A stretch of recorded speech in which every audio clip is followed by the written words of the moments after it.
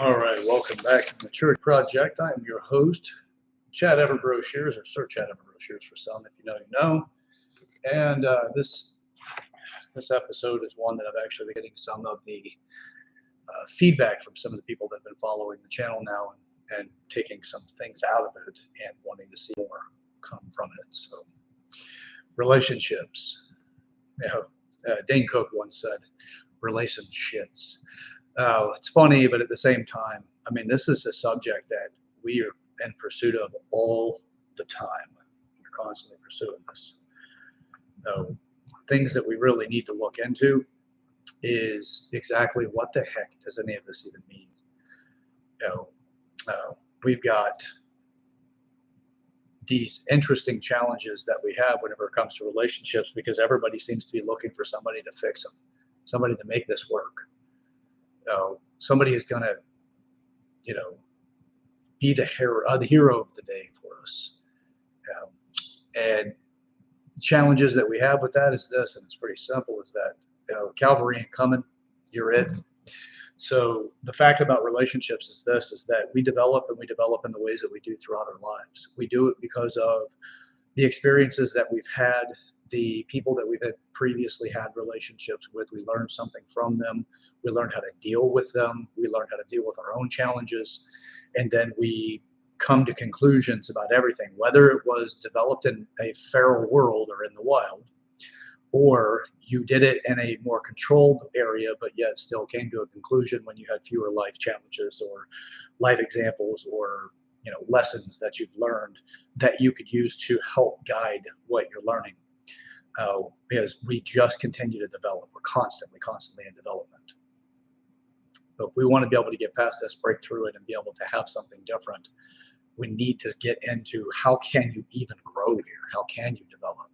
So I was recently talking to a friend of mine, and she was telling me about some of the dates that she's been on recently. And she goes out with higher end gentlemen. She's a well-off, she's had her successes in business, retired early, really very intelligent woman, traditional. And she's had this she's been going on these dates, and she's like, some of these guys are very, very good looking men, but there's always something going on. There's always some sort of challenges. And we talked a little bit about, some of the reasons why these men are in this type of position that go all the way into, the influences that their parents have had on them or, the lack of a strong father figure. There's all kinds of things that we can start putting our finger on and say, that's the reason why this is going on. But you can sit there and pontificate all day long what the actual cause is, but it's not going to do a whole lot right now other than make you feel better about the situation when you sit with people and when you're on dates or whatever and you're getting to know somebody. This relationships, by the way, goes into every aspect of every relationship of our life, but the ones that we seem to put more value into and gets our attention more is the ones that have intimate potential. So somebody that's going to be your person, right? That individual. So this person sits down, she sits with very well put together men that are successful in their businesses or whatever they're doing for a career. They don't have a job. They have careers.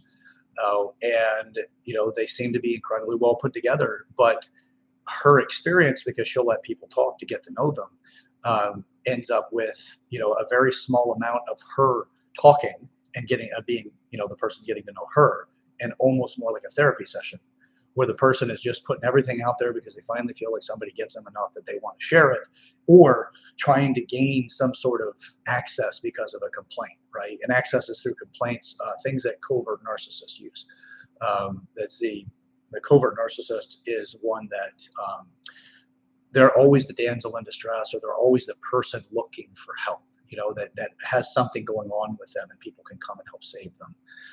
Overt narcissists are the ones that we all gotten familiar with. Typically, as a very alpha-like trait values that are they're immature alphas when they truly are narcissists that are alphas. They're just immature ones. But regardless, I'm not saying they're children. They're stunted in their development. They're not going further, and they're not trying to go further because they may not be aware that they can. And they're functioning in a reality that has gotten them the results that they're after, at least some results versus no results. So they continue to be boisterous and brag and things like that so that they feel important. Covert narcissists are the ones that they are on the other side of it going, I need help. I'm a victim. Somebody come save me. There's always a problem in the world for a covert narcissist. When you're raised in a way that you don't really seek out solutions to challenges, which is typically what you get from a very strong male presence, a father being very masculine, or exhibiting the tenets of stoicism, things like that. That's actually with the intention of overcoming challenges and becoming more salient in your own abilities, and growing through things instead of getting stuck in the muck of emotion. You can absolutely develop emotions. By the way, that's one of the areas of maturity that I do speak about with the Maturity Project. So if you're sitting there with somebody else and they're constantly just complaining and trying to treat this relationship or the opportunity for this relationship as a therapy session, well, the greater challenges of that is they're telling you how the relationship is going to go. And if you're insightful enough, like my friend is, she's capable of figuring out that that's how the relationship would be if she were to pursue it any further. And this recent date that she had is she felt like it was such a shame because he was such a very good looking guy. And he's talking about all of the hazards and challenges that he's been through, and that the hardships that he's been in relationships. It's like he's throwing his life raft over, and trying to get somebody to just save him, or hoping for a life raft to be thrown to him, whichever way you want to go with that. But regardless, he's still looking for a savior. And, it's sad, but a lot of times I also hear from women that have children that are dating, or even with their own husbands. They complain that, let's say they have 2 children, but they tell people that they have 3 children because their husband or their partner does not seem to have the maturity level enough to be truly capable in the relationship in a way that she feels supported. Again, with that analogy, three children because it's a mother position, but that doesn't guarantee that that's actually, it's men are the ones that are always the weaker of these two. I'm speaking about it from this is because this is the conversation I had with my friend. So now, obviously, men have their own challenges whenever it comes to dating, and that's often she wants to be saved. I need to fix something. I need to save something from her, the damsel in distress again, or break you down because they don't like specific traits that you have because that goes against, their feminist movement or whatever the hell they're caught up in, which is commonly feminism right now because it's such it's taught in universities at such an aggressive level that, it's really creating a lot of challenges in relationships because it's imbalanced. Now, of course, there's probably going to be a lot of hate for that, but I don't care. Throw your hate. If you're miserable in your relationship, you need to start looking at why you're miserable in relationships, not because some guy's telling you a version of truth that he's experienced and that so have many people that he's talked to. So it's completely up to you how you want to do it. Now, me speaking from the Maturity Project is that I'm not always right necessarily, but I have the foundation to figure out where I'm wrong, and then I can start working on that to become, more, attuned to correct. I'm always looking for growth. So as far as this goes, you will always have this. When you go on dates, you want to get to know somebody. A lot of the times people also put up their best foot. They try so damn hard. Yeah, by the way, thank you for the comment there. Yeah, so again, the challenges that people have in this is that they don't know where to go with things. They don't know how to even strategize for themselves on how to develop in a way that helps them get closer to their goals. We all try to accidentally get to our goals, but we feel like we're armed with the right strategies, but yet we don't. How do you verify you're armed with the right strategies whenever you're using your past experiences? There's nothing wrong with that. If you have no other option, by all means, let's figure this stuff out. But me, I'm a strategist by nature. That's just the way that my mind is developed. I'm always inquisitive and trying to learn what other people are going through as well, so that I can better understand how to navigate things. I also like to tell people I don't give advice, and I don't like giving advice. I think advice is irresponsible. Unless I know for a fact where you're coming from, the resources you have available in order to accomplish something, what's motivating you, what truly is the desire about this, not just the motivation, but there's any element that actually has you wanting to go towards that thing. If I don't know those things, why the hell am I going to give you advice based off my history when I don't even have alignment with you necessarily? We can love each other, we can be great best friends and all of that. That doesn't guarantee that you actually are fully aligned. So if you really want to make a bigger impact, first off, use the foundations for the Maturity Project. There's 8 areas of maturity. when you take this into consideration for yourself, which by the way, I do have an email now you can send me and I can send you over the foundation, the fundamentals of the maturity project, just to give you something to work on so that you can get things going in your life. And that is yourmaturityproject@gmail.com. Again, that's yourmaturityproject@gmail.com. You can send that over and I'll send you over a document to help, at least if nothing else, give you something to work with moving forward so you can do something with this. So back to the dating thing. The 8 areas of maturity is going to be the physical aspects. You're going to have your community. You're going to have your intelligence or cognitive. You have emotions. You have finance. You got to have business, sexuality, and spirituality. So again, that's the physical body. You got to take care of this thing. You're going to navigate through it throughout your entire life. Let's take care of it as best you can and not get distracted to the point you don't take care of your body. Because if you don't take care of it, your health diminishes. All your work's effort actually now lies on the fact that your health is down. So, and it will distract you from making new progress. So there's the physical body. Then you have your community. How do you interact with people and treat people? What kind of resources do you have associated with your community? Do people want to help you? Do people want to be a part of what you're doing? And are you mature in that area? And that actually helps us understand more things. So maturity and community. Then you've got cognitive and or intelligences, right? You have multiple different intelligences. What are you doing to mature yourself in intelligence? Are you just thinking that university is the only method and have some sort of authority above you that tells you you're right or wrong? Or are you learning through your life's experiences and continuing to look outside of who you've been told is the authority so that you can develop yourself more, but also, again, learn from authorities as well. I mean, by all means, and most of us are looking for something like that in order to develop.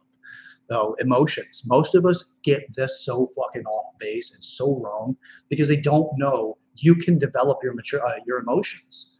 What people do is they hide from them. They say, I'm wrong, I'm bad, I look like a child here, and I don't want to look like a child again. 44 years old, do I want to look like a child? I go to the gym 6 days a week. I work my ass off. Do I want to look like a sniveling little child in the corner crying because I've got some sort of problem going on that I can't find a resolution to?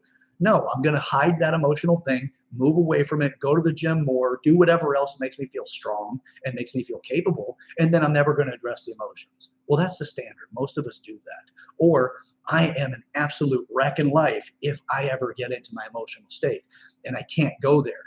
You know, here's an interesting and tricky son of a bitch about emotions whenever it comes to emotional maturity. You have to develop that area when it's excited. You can do everything you want in life, but emotions are like a bicycle.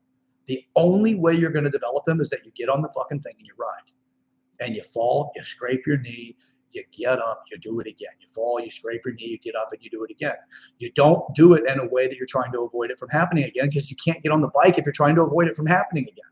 You got to fine tune and hone your abilities. So emotions have maturity and the capability of being matured. It's just exposure and then you keeping your mind in such a place that you can grow. If you get into a place you want to avoid, fantastic. Guess what? You're never going to grow it. Never going to develop. You do not develop in avoidance. Now, there's 3 modes whenever I deal with conflict. First one's avoidance. That's the standard. Most people run away from that. Children do it all the time. Then there is survival. I need to get through this moment and whatever, and that's exactly what I need to do. Do everything I can to survive this. And then usually once that stimulus is gone, the thing that makes you feel like you have to survive, settles down, whatever, time heals all wounds, whatever. You get distracted. You don't think anymore about it until it comes up again. You got to deal with that thing again to survive again. Thrive is where you still have to survive, but you're learning how you got there in the first place. And if you're in the thrive model, you don't even blame the event that's happening right now that's caused the challenges. You look for what got you there based off your skill sets, abilities, and decision making. Why are you where you are right now, where this thing is telling you something's wrong and you got to do something about it? You have something to do here. You learn the traits that got you to it. That's the thrive model when you're dealing with conflict. So there's 3 different models when you're dealing with it. That's what I teach through the Maturity Project. So yeah, you do have to, and I do have another comment here, you do have to feel the emotions in order to release them, absolutely. You also need to release that energy in a way that it goes into something you can make useful. Otherwise, frustration, and I teach this in this education as well, frustration is a fuel source. Here's the thing about a fuel source.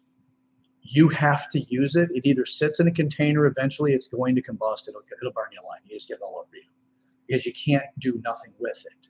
It's a fuel source, it's frustration, it's going to do something. Now, you can take that fuel, that frustration, you can put it into a vehicle that at least gets you started on a journey to make a difference, make a change, get from where you are to somewhere else. Now, the person that really wants to be able to become successful in a Thrive model, they're going to look for, how do I get there and continue the journey? If I run out of frustration, can I continue on this journey, or am I going to stop? Survive model is I stop the vehicle as soon as I run out of gas, as soon as I run out of the frustration. The Thrive model is, maybe I can use something else as a fuel source at this point. Maybe it's just the fact I'm actually now frustrated that I used to be stuck back there, and I'm going to use that frustration now to continue to propel me forward. Could be that. Could be for the love of somebody else, and I'm not going to let them down. I've been frustrated, and that's it, but I'm not going to hurt them anymore moving forward. My love will move this vehicle forward. Care, nature, nurture, survival, the provide for others, things like that. Now, I know this is the relationship conversation, but I'm telling you the different areas of maturity, and I'm using this to help really take one of the more mysterious areas of maturity that people typically say that can't be done, you can't do anything with it.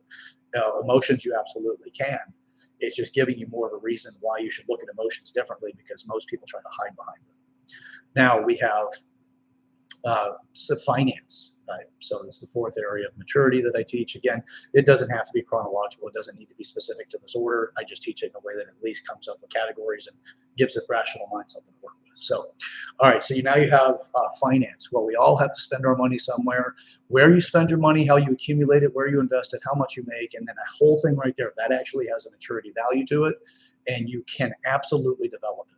So again, if you want a foundation on this, just email me again at yourmaturityproject@gmail.com. Again, yourmaturityproject@gmail.com. Drop that bomb, right? And I'll send you over a document for that. Okay, so then you have business. Where are you in business? Do you run a business, your own? Do you work for somebody? Are you independently wealthy? You don't need to work, but what kind of businesses are you associated with, and what do you do with those types of associations? You're still part of a business. If you're bought into a brand, you're still a customer. And how do you actually mature yourself in a way that you actually have something valuable there, and you're less susceptible to being taken advantage of by other businesses, or find yourself invested in something that isn't necessarily best for you. As far as your time, your attention, and things like that, those are all resources to invest, not just money. So, all right, sexuality. Everybody makes a taboo in this topic. It's insane to me that we are so incredibly taboo driven with sexuality. This is not just, gay, straight, heterosexual to, well, actually straight, whatever. All these different categories that have recently blossomed out in sexuality of different sexual orientations, but that's not what sexuality is in itself. That's part of it. That's not the whole. It's just something there. It's what you dress, how you wear clothes, how you carry your body, how you speak to people, engage with people. There's a lot about sexuality that exceeds sex. But sexuality is an area of maturity. You can develop in the entirety of it. Charisma has a lot of values in sexuality. Being charming, things like that. Those are all in that category. They're not exclusive to it because there's other variables with those two, but that's very common to find them if it helps you position into sexuality outside of just sex, or sexual orientation. And then spirituality. For me, former atheist, I'm no longer that anymore. I'm not agnostic either. I'm more of what you would call a Jefferson Christian, but Christianity is the direction that I prefer. But at the same time, I have a lot of room for other people with their own personal spiritual directions. But spirituality to me is not religion. It is purpose. What is your purpose on this planet? What are you going to do with it? How do you live your life in order to make yourself something, that gives you the feeling that a legacy will follow your life? That makes it feel like, yes, it mattered that you lived. Purpose. Okay? Now, with that, that's the 8 different areas of maturity. When you learn how to work on those areas for yourself, you also start learning on how to work with those areas with other people. You're sitting at a date. You meet with somebody, this is a date, you're going to go enjoy your time with them, whatever, and you've been putting work in on this. Now you know how to start qualifying where the other person is with what they know and where they've been and where they're going. Because most of us, we're going to want to have the immediate needs satisfied. A lot of times that's the physical touch. They just want to feel validated through physical touch. They matter, there's interest, there's things like that. because it is important, right? Especially whenever you're dealing with a desire for an intimate relationship with somebody. You want some degrees of touch, whether that's just a slight touch of the hand, a hug, something that's just very simple, non-threatening, but it's still there. Well, we need to address that. We don't want to completely hide it. We don't want to say that it doesn't exist whenever it does, because that's not going to help you. Now, what will help you is to sit there and go, okay, well, I do have these other needs. If you already know what your needs are before you show up to that date, you could qualify those things and not need to go through an interview process where you're feeling like you're putting the person through an interview, or that you're being put through an interview. You can just be more relaxed. Be like, hey, you know what? I love honesty. Absolutely. I love honesty. Honesty is the best trait that we can possibly give and have, because it doesn't create a debt that lies create. By the way, a lie creates a debt. Do you want to pay that debt every single day you're interacting with the person that you lied to? Especially when you lie to yourself, because that's a debt you're never going to get away from. Now, you just sit there and you just know it. Your conscience will give to you. It will eventually. But it might take a lot of life beating your ass in order to get there. So be honest. So and for me, be honest when you're putting the paperwork, like when you're writing down. And I do suggest write this stuff down. Don't put it in a digital format. I find that writing things down physically make a better outcome because you're actually more engaged with it. You activate more parts of your brain than you do whenever you just do a digital interface. So because there's motor recruitment and things like that actually do have a deeper impact on us. Write it down. Understand what the hell it is before you get there. What are your immediate needs? If it's been a long time since you've been physically touched, what are your parameters around physical touch? Just know it before you get there. And if the person reaches that level and you decide that you want to venture that direction, come up with the right circumstances that at least make it that you don't deal with guilt moving forward, and you don't set up the opportunity for the other person to hold something against you or to live into a false reality. I'm not an advocate for one-night stands. It's not something that I'm actually suggesting here, but if you are and that's your thing, by all means, do the best that you can to protect yourself in the ways that you need to, so that you're not dealing with the emotional, physical fallout of it, because there's always going to be the physical potential. We live in a country and we live in a world where people are not quite as responsible when things happen, and then you can end up with something. The other is you might actually hurt yourself emotionally because you're deeply wanting intimate connection and you're physically accessing that, and you're reinforcing the old pattern that you're familiar with, and now you can't break free from it because you're stuck with this. This is how we started. This is how it must be.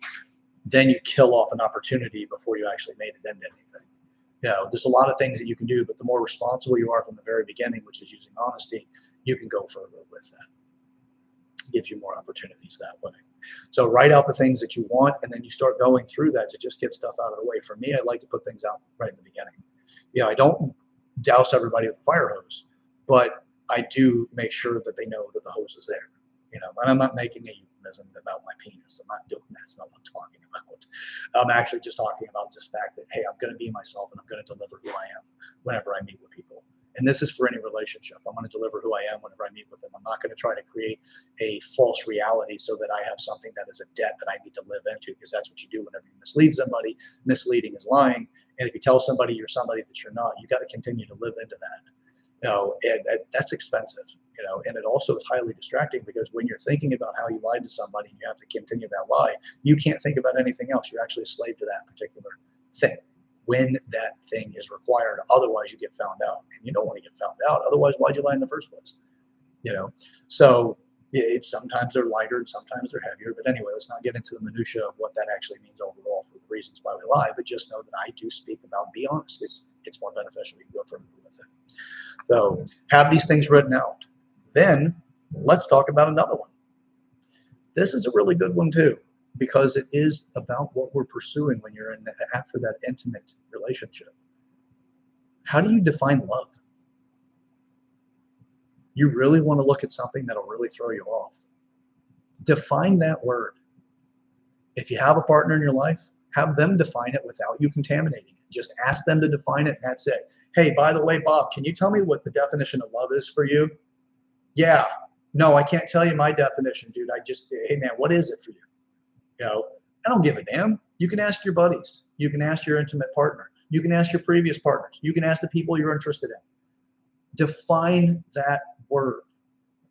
Because if you don't define it, good luck finding it. Because you're not likely going to do it. You're trying to play this weird lottery thing that you're likely going to make the other person wrong for not being the right person for you, even though you get all these things about these moments where you tell each other you're right for each other, but then you find out where you're not. A lot of times that's after the first couple of months or couple of years. Then you're like, who the hell are you? Moshe Feldenkrais talks about this in some of his books, that, the reason why we lose the mystery. Now, the reason why we lose the things that really keep us going, and what is it specifically that the mystery drops off from. So if you're interested in that also, by the way, I'll throw that in as a little bonus. If you send that email, I'll get you something. So, all right. Now, continuing on here. Define love, because if you're going to try to find it in somebody else, but you can't define it yourself, good damn luck. There is a great book also, another one, that is The 5 Love Languages. And that one is an excellent book. The 5 Love Languages is not about just what love language is. It's about how you express your love languages to others that you care for, that you want to show love to, and also how you like to receive the love languages. And they're not always the same. And you don't have to have one or two. You can have several of those in a specific order of importance and values. So it's a great book. I suggest it for anybody, especially in the earlier stages of a relationship, because at least if nothing else, you can start nourishing, because you're not ignorant to why or what somebody's love language is and how they like to be loved and how they like to express their love. So great place to be, great book to get into. I think you'll appreciate and enjoy that one too, The 5 Love Languages. Now, understanding that just creates more clarity. That's all it is. It doesn't mean that's going to fix it. That does not mean the person that reads that book with you is it for life. But here is something that is a little screwy, because it'll mess with you on this, is that anybody can be the one. Anybody. But the thing is that we're not willing to work on ourselves well enough to figure out that. Most of us want somebody else to do the work for us and complete us, because we don't know what the fuck to do. You don't know how to develop yourself. Your parents did what they did, colleges did what they did, schools did what they did, but then you run into these areas of ignorance, and then you just got to figure it out. And when you have an area that's strong and your strength is in it, let's say it's business and you're really strong in business, and then all of a sudden you've got to deal with an intimate relationship that you're no damn good at, then what? You got to sit there and deal with the fact that you're good at business and you feel embarrassed that you're not good at that, at anything else. So you're going to sit there, and when your friends are talking about stuff and they're like, man, yeah, I've been going through this stuff. And you're like, yeah, dude, that sucks. You don't even want to share the fact that you're struggling, because they know you to be a badass in business. And as soon as they find out that you're not a badass everywhere else, because also we have that habit where somebody's really good at one thing, then apparently they must be great at everything. I'll give a little story about that in just a second. Actually, my buddy Adam helped illustrate this and illuminated my life 20 years ago. But anyway, so that we just get to this point where, like, this person must be great at everything. And you don't want that facade to fall. You don't want people to know that you're not mature in certain places. It happens. It's natural. We as a species like to look good. Reasons why we like to look good is because wherever the hell we are in the hierarchy of human beings, we don't want to come down a notch in any way, because we don't want somebody to see us being weaker and then take us down a notch when it comes to our competition or the people that we are interested in finding us valuable. Not necessarily the people that we have intimate connections with or relationships with overall, not necessarily just intimacy, but just relationships and friendships and things like that, our support system. They're likely to forgive the areas that you're weak in. But the rest of the world, you're afraid for them to find out, because it's like that's the way you're going to be taken down from the pack kind of thing. And it's just this weird thing that we hide behind. So we'd rather spend the rest of our life ignorant than to take on the fact that you don't know something and do something about it. So you're doing this work for yourself, by the way. You've got to do this work if you're going to hold somebody else to the circumstances. If you don't do this work and you're going to hold somebody else to it, you're not a very good person. And the reason for that is because you want them to save you. And you're not willing to do the work yourself. You want to be the person that is dependent on them. But you want them to be independent enough to make those changes so that you can benefit from it. But you want them to be dependent enough that they don't leave you because they've gotten better. How fucked up is that? So, sorry, I've got to get back to resuming this video here. That's the wrong direction. Okay, I'm back. Apologize about that. For the people that are on YouTube, yes, I'm going to continue. For the people that are on Facebook, you're going to have to go over to my YouTube channel and subscribe. Guys on YouTube, just give me a second. Let me drop off the Facebook thing here. But you have to go over to the Maturity Project on YouTube, my channel, subscribe, and I'll continue on this conversation. By all means, you're welcome to actually join in. And then again, if you want to get these stuff, send me an email to yourmaturityproject@gmail.com. Okay, talk to you soon.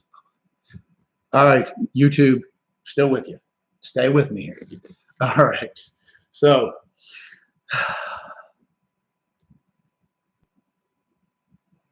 all right, here we go. Good. All right. So, when we want to really make these changes, again, do it for yourself. Do not change your life for somebody else. Because when you change your life for somebody else, you're going to hold a debt to them because you're going to expect them to deliver something for you. That's not very fair. So don't give them that debt. Don't do it. You change for yourself. The last thing you want to do is when you get to that high-end level of an argument where you're just like, God, this has really broke me down. I did all of this for you. You've shown that you're really not that good of a person as much as you are. Sure, you've worked with them. You've worked your way through this, but you're doing it just so you can become dependent on another level. The greatest experiences that I've ever had in a relationship have been the ones where I'm in a relationship because I want to be in it, not the ones that I feel like I need to be. And if you feel like you need to be in the relationship, you're not going to be the same person because you got something that's being leveraged on you. If this person leaves me, I'm screwed. It's no longer, I just want their love in my life. It's no longer the, I am a partner with this person, we're working through everything. This is now a, you support me in my dependencies.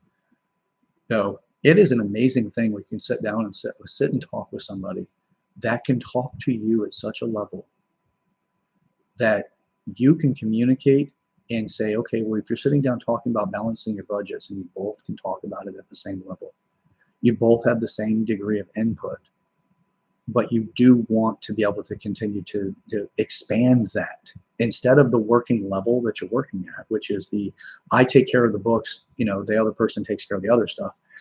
That's just to get the books done. There's not a whole lot of strategizing that goes in that. But when two people sit down and they have the same degree or a very similar degree of understanding of that particular subject, you can start strategizing. You can say, you know what, how about we actually expand this from paying the bills to investing? How about we take this from, figuring out when we go on a vacation to, let's try to come up with a way that this money actually works for us.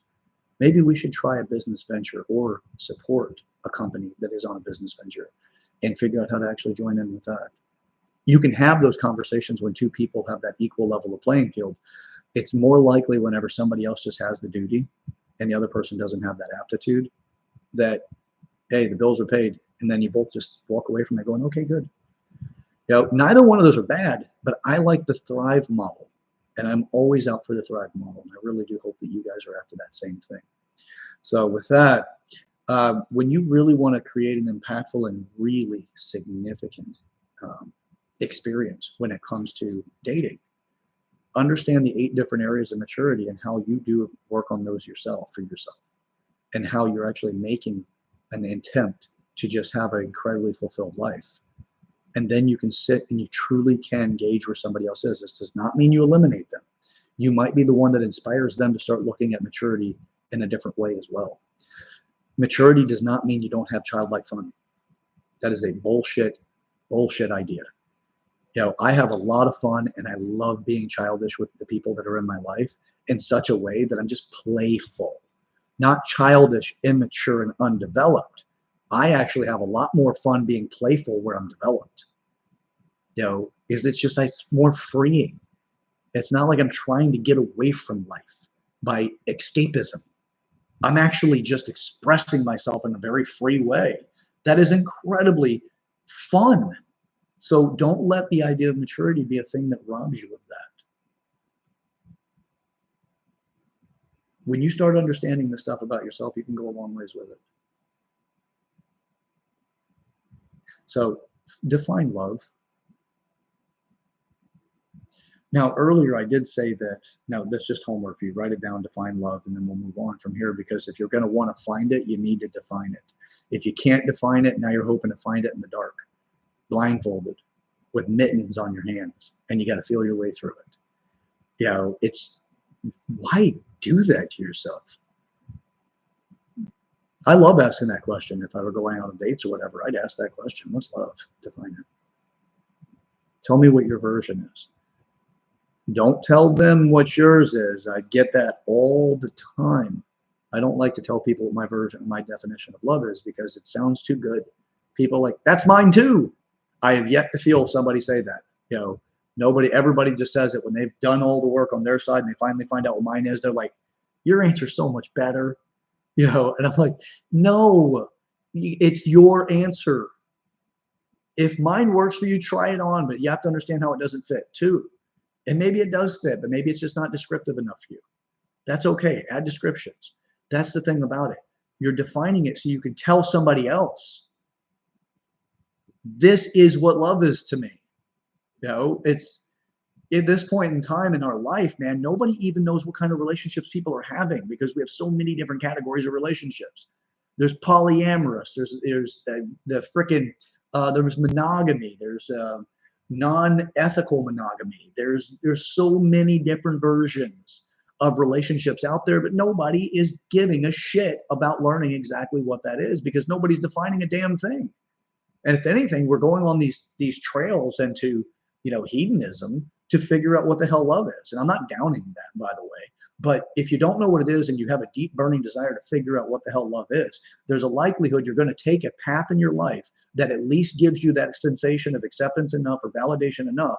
And then you're going to build into and build into and build into until you realize that you're so fucking far away from society's ideas of what it is, that you're in such a niche that you've got 3 people to pick from, you know, and it sucks when you get down to that level. You know, because then you got 3 people and you got to figure out which one you're going to make life work with and how many people you're going to tolerate all the bullshit in life with. So it's really, you have to understand how to define these things. Otherwise, you're going to develop it in a feral way. So it's up to you how you want to have it. All right. Now, I did tell you, I'd tell you a story about a friend of mine that helped break through for me this whole position on the expert. So my friend Adam was out in Orlando partying with a friend of his about 20 years ago. Drove his Jeep over there. I'm here, you know, excited to work the night before. I was working overnights at a power plant. And yeah, my friend decided he was going to go out and party the night before. And the thing that he did was he left a light on his Jeep. And when he got up in the morning, he couldn't get his Jeep to start. So then he messages me and he says, hey man, I can't get my Jeep started. And I was like, well, what is it doing? How does it sound? He's like, yeah, well, I can't get it started because it's, you know, I don't know. It's not making any noise. Whenever I go to turn the key, it doesn't do anything. I was like, okay, well, I asked a few questions and I said, sounds like it's your battery, bud. Did you leave a light on or anything? He's like, no, I don't think so. I'm like, okay, well, I mean, it sounds like it's your battery. And he goes, yeah, I don't think it's the battery. I'm like, okay, well, why don't you think it's the battery? And he goes, oh yeah, there's a guy that lives down the street from where I'm at, and he looked at it and he said, yeah, he doesn't think it's the battery. And I was like, okay, well, what does this guy do for a living? You know, what is his aptitude to make that statement? And he goes, oh, he's a scientist. Yeah, he's a really smart guy. I'm like, but does he have mechanical aptitude? He's like, yeah, well, I mean, he should. He's a scientist. Like, I was like, all right. I was like, well, try these things, and if nothing else, you know, if you need to take the battery out and then go with a friend of yours to, you know, an auto parts store, and then have them, you know, take it apart for you, or, you know, or, I'm sorry, to test it to find out if the battery's bad or charge it for you or whatever. They can do it there, you know, or get a jump and drive over to the auto parts store, and then we can, you know, you can change the battery out if it's dead or whatever. You know, he's like, nah, he's like, please, can you just come out and help me? Now, I was in Brooksville at the time, or Spring Hill, actually. It's clearly, it's almost a 2.5 hour drive one way. And he just would not take my direction on it. He wouldn't even try it. So I had to drive over there, and, you know, long story short on this, it was the battery. It was exactly what I thought it was. As soon as we charged the battery, the light was on in the vehicle, and then I'm like, okay, well, now I know why it died, and whatever.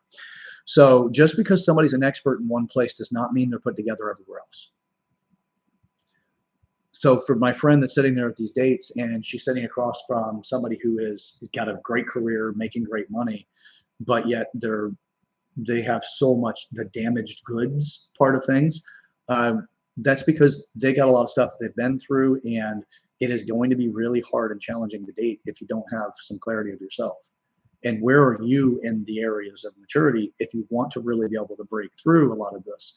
Understand where you are in each one of those areas, meet yourself with compassion, and then if you really care to continue with that person, talk about this. Talk about the maturity project.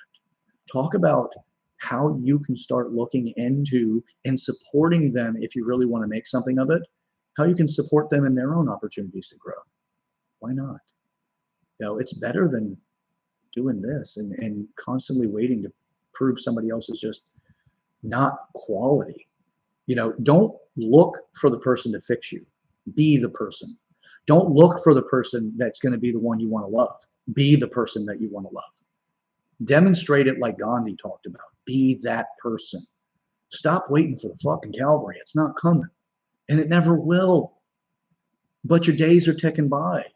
I mean, I've had to take stock of my life on a regular basis to realize, man, I'm not getting younger. 44. You can argue and say that I've already lived past the halfway point in my life. Is the likelihood I hit 88 not as high? But who knows? Maybe I will. But I'm looking at it this way, man. I got to live, and I've got to live as best that I can, as most powerfully as I can. I hear from people all the time I'm too hard on myself, and sure, maybe. But then again, if a diamond's forging itself, would you tell it that it's too hard on itself? So what is it that you want? And you have to understand you can create it, but you got to have the clarity on how to do it. Now, is there other ways to get there other than maturity project? Absolutely, sure there is. I don't know. I couldn't tell you. I haven't found it for myself, and I've looked into a lot of things, but they've all helped get me to this point. This is the thing that just works for me, and it's been helping other people. So if you can go through those 8 different areas to qualify it for yourself, you can also sit across from somebody and start qualifying if they actually have those things in themselves that you really are looking for. Because these 8 areas are things that really bring fulfillment to our life. If you can sit across the table from somebody or at the bar or wherever the hell it is you're meeting them, and you can qualify how they take care of themselves. How are they with people in their community, and what kind of community connections do they have? Are they an introvert or an extrovert? Those kind of things. Do they learn? Are they reading? Do they, watch things that make them more intelligent? Things like that, because that's some of this that matters. It matters to me. All of these 8 areas matter to me. You could also sit there and be like, okay, from your previous relationships, you can start asking questions to understand the maturity that they have in emotions. When your wife did this and you guys had realized that, and then you decided you were going to divorce, what did you learn from that? And let them tell you. You can start learning and understanding where the hell they are and be able to really gain something out of that and truly get the emotional world that they have. So that you can say, you know what, this person they're maturing emotionally. They're not quite where I am or wherever they are in the spectrum of maturity, but you could at least say, you know what, this person's willing to work on certain things. Instead of falling victim to how people just like to start off like it's a job interview, which, by the way, I've interviewed a whole lot of people in my life to hire them because I've had to do HR, I've had to do a bunch of stuff, hire people for my company, stuff like that. So I had to sit there and realize that a lot of people practice how to interview, but they don't practice on how to be a good employee. They just want to get the job and think that it'll just work out happily ever after. People do that on dates too. I just got to get this relationship. I just got to get this one in, and the rest of it's going to be good. Somebody, you meet them, they go to the gym all the time, they're working on improving themselves. As soon as they get married, they stop going to the gym, they get out of shape, and then they're not doing anything anymore to try to make life different. Whatever they were doing prior, you could look at it and say, you know what, you fucked up their life because you brought enough safety to their life where before you were there wasn't enough safety. They had to work on themselves to develop themselves. And then you show up, and then all of a sudden they stop developing themselves. Now, I'm not blaming you necessarily. I'm just saying turn the perspective just a little bit and go, oh, I never thought of it that way, because most of us haven't. Most of us just try to blame the other person for not living up to what they did prior because they convince you that that's what they're going to do because they're really, really good on interviewing, but they're not really good on following through. And that's most of us, unfortunately. That's what this project's about, is to help us all get that follow through, because that creates a fulfillment in life. All right. So that's the emotional side. You can gauge that. The financial side, where are they? You know, are they in a financial mature position? Are they so financially developed that they're actually not mature about it because they don't want to ever spend the money? You know, and it's all about scarcity, which could be a turn off. For some people, it's a turn on. If that's a value of yours, that it's a scarcity thing, even though you have a lot of money, fantastic, good, go that direction. At least you know you're matching better with that person. Business, are they in a career or a paycheck? Do they run their own company? Is it thriving, or is it surviving, or is it failing? You can learn a lot from that. You're learning because you can qualify. As long as you can qualify in yourself, you can start qualifying in others. You know, sexuality, where is it? Most of the time on dates, sexuality is right there on the surface, man. It's, oh yeah, you look great. Okay, 2 drinks later, you're like, so what do you like in bed? Yeah. No, it's that's just so damn common. Sexuality is right there. But if you look past the sex of sexuality, and you'll start learning whether or not you can even tolerate that person. When they walk into a room, how are they with other people? Do they draw the kind of attention that you want your partner to draw? Or do they excite something within you that actually might turn you off? No. Yeah, I'm getting a lot of comments here. I can't read some of those, by the way, so I'm not going to. It's not that it's wrong or anything. It's just digresses from what I'm talking about, and I don't want to go that far into it, but you're right. Okay. Thank you, by the way. Yeah. So you've got sexuality, you know, and it's, you know, what kind of cologne, what kind of perfumes, the other things about life and how you actually behave, and the way you carry yourself whenever it comes to that. And then your purpose in life, your spirituality. What is that? How is that? Are you even aware of what your purpose is? Because when you know you have something going on and you have a purpose, if the other person doesn't, do you want them to get involved to possibly upset your purpose? What if your purpose does not align with what their purpose is? So there are greater challenges that you'll deal with if that's the case. Because if that person interrupts and you decide that, hey, the 7 areas check out, man, we're good, we're good, we're good. And then you find out they have no purpose and they don't want one. But whatever your purpose is a problem for them. But they bonded enough with you that now their say-so actually hits you harder. And you might actually not pursue the opportunity to actually get somewhere with that relationship. That relationship might actually be the thing that stops you in your pursuit of life. Those are the things that you can actually go somewhere with if you just learn it. So purpose, spirituality. Add those in, you use those, you can start gauging your partner, the person that you're with. And at least if nothing else, it's moved you in the direction of a better fit. I'm not saying this is the way that you're going to find out if it's the best fit for you right away. Not everybody tells everything the first date anyway. But at least if nothing else, you've got something to work from. So yeah, if you want this as a foundational start point, again, email me. I'll send it over to you. And they give you something to work with, okay? It's just the foundation. It's just the functional foundations, just the basics. It's nothing crazy, but it's something to start with so you can frame into your world what you're doing, okay? All right, that's it for today. Share this video with a person in your life that you would like to break the ice with, somebody that you think that this actually could help them out and make a difference and start a conversation of meaning, you know, something that really does matter. Now, also, like the video. It helps me, you know, it helps the algorithm, and it helps this whole movement so that we can actually start to create a change for this world that actually comes from something that's a little bit more mature.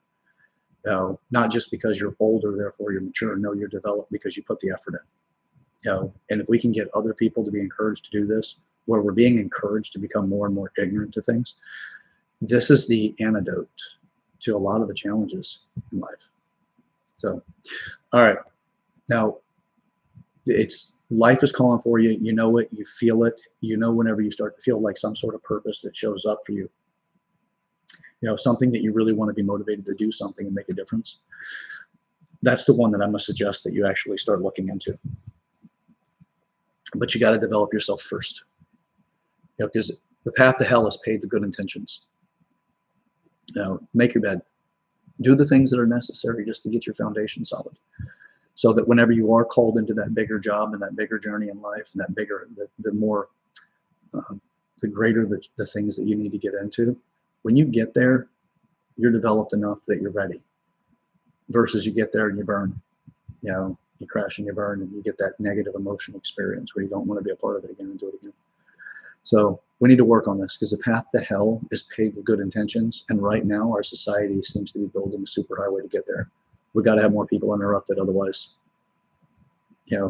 I'd hate to see what's on the other side of what this thing's doing. So, all right, join me in this process. Subscribe to the channel if you haven't.